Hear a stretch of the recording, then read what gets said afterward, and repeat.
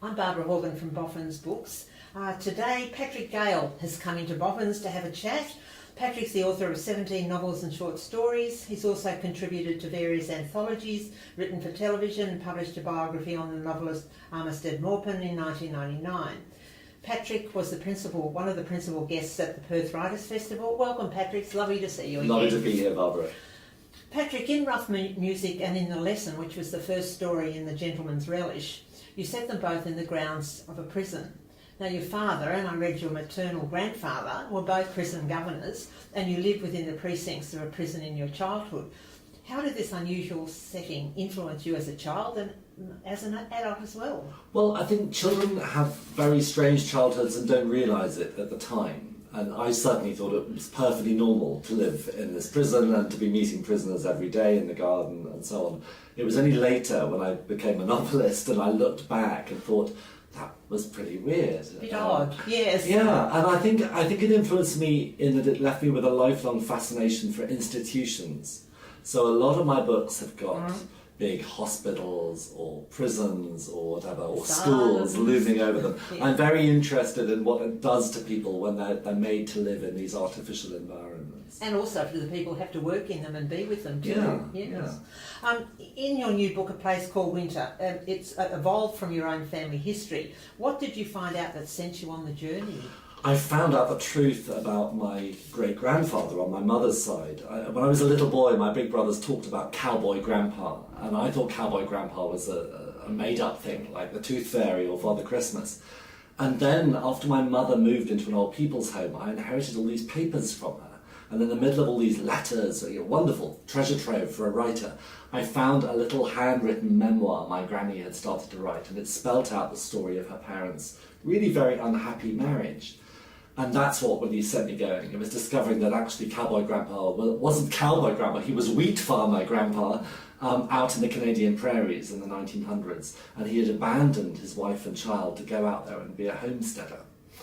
And what fascinated me was, why did he go? Yes. How did he survive? Because he had no experience of working with his hands. And what did he get up to out there? Yes, or beforehand for this to happen. Yeah, so I've shamelessly joined the dots. I've made up a story for him. In the novel, of course, as he goes to the prairies in Canada, how did you set about researching this? It was so different from Cornwall. From Cornwall, yes. No, I retraced Harry's steps. I wrote as much of the book as I could without going to Canada because I didn't have much budget for research out there. And then I retraced his steps, so I caught the train from Toronto across to the prairies, which is going along the same lines that Harry would have gone along, so I knew I was seeing the same views and so on. And I had the little map reference for his homestead, so I was able to track it down. It's now in a ghost town. A place called Winter it really does exist, but there's nobody there anymore except for a handful of enormous farms. And that was very moving. So I discovered that the land he had ploughed by hand is still under cultivation. Goodness. So his labours didn't go to waste. And of course the main character, Harry Kane, is, as you've said, loosely based on your great-grandfather. He's a wonderful character, and as a reader you really want to nurture him as he goes through all these trials and tribulations, especially Harry. when he was put in abominable institutions. How prevalent was this so-called treatment for homosexuality? Oh, totally prevalent. I mean, what really came across when I was researching the book was how varied treatments for homosexuality were. It was more or less criminalised throughout the British Empire.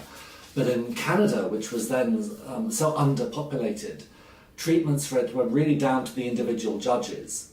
Some judges could actually kill you. You could be executed for it, or you could be treated as if you were mad. And I chose to have Harry because he was a gentleman. I thought he'd have got a slightly softer treatment, so they put him into a psychiatric institution where, like all psychiatric patients at the time, he's given hydrotherapy, which is familiar to anyone who's ever seen that old Audrey Hepburn film, The Nun's Story. Yes. No, I mean, it was still awful treatment. Yeah, I mean, it's pretty tough. It might have been lenient, but gosh.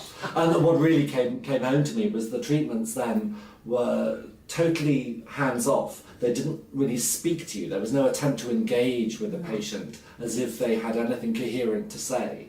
They were treated as if they were an animal, basically. Yes, I know. It was just so in a way, hard to read. Yeah, But it's quite a tough beginning to the book. It is, Yeah. but you just feel for Harry, you know, and you're thinking, Yes. what is going? This is Well, and you know something awful has happened. Yes. You don't quite know what it is. So on one level, the book functions like a mystery story. Yes, And yeah. indeed a murder story. You know Yes. quite quickly that Harry has killed somebody, but you don't know who.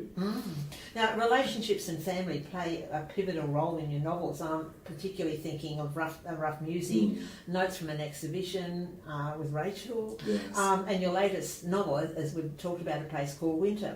When do the seeds of a story tumble into your mind? Do these two sort of relationships and family have a significant role? Well, often when a story begins, it's just a tiny, tiny fragment, and I don't even know it's a story yet. It's often just a person or a situation. So with Harry, I had this amazing germ of my grandmother's memoir and a handful of photographs, and that was it.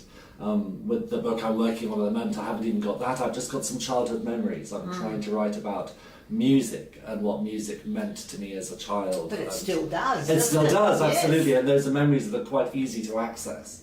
Now, when you did the memoir on Armistead, how difficult or how different was that to actually writing a novel? Oh, totally different. I mean, I used to do a fair amount of what I call soft journalism, Yes. interviewing people, writing profiles, and it was really like doing a giant profile, and it was enormous fun because he's a good friend. Oh, I know. And I've met him. He's when I delightful. suggested the book to him, he said, "Well, that sounds great, honey. You'll just come to San Francisco." And we just lay on twin sofas and smoked dope, basically, so that my recordings got less and less coherent as each day went on. And you mentioned about you're talking about a new novel that you're doing. It's Yes. another family. Or It's some very seeds from family. It's very family oriented. My mother died just before Christmas. Oh. She was a very good age, but she's been a huge influence on me. And I'd initially planned the book as being about music, and now it's very much about music and motherhood. My mother is fighting her way into the story even as we speak. Yes. Oh, I can't wait. So Well, how long's a 2 piece years? of string? Yes. Maybe a year from now. A year and a half Good. from now. Now, I read about your rose garden and that you're a bit worried Yes. when you're coming to Australia whether you'd get Getting the weeding done. Getting the weeding done. Yeah. Did you get the weeding done? I did. I was thrilled. I travelled out on Sunday night and I spent all Sunday afternoon weeding the last of the rose beds. So it shouldn't be too bad when I get home after a month away. Oh, terrific. Thank you so much. It's been a joy to see you again. Been a pleasure, Barbara. And keep reading. Oh, absolutely. Keep selling books too. I'll do my best.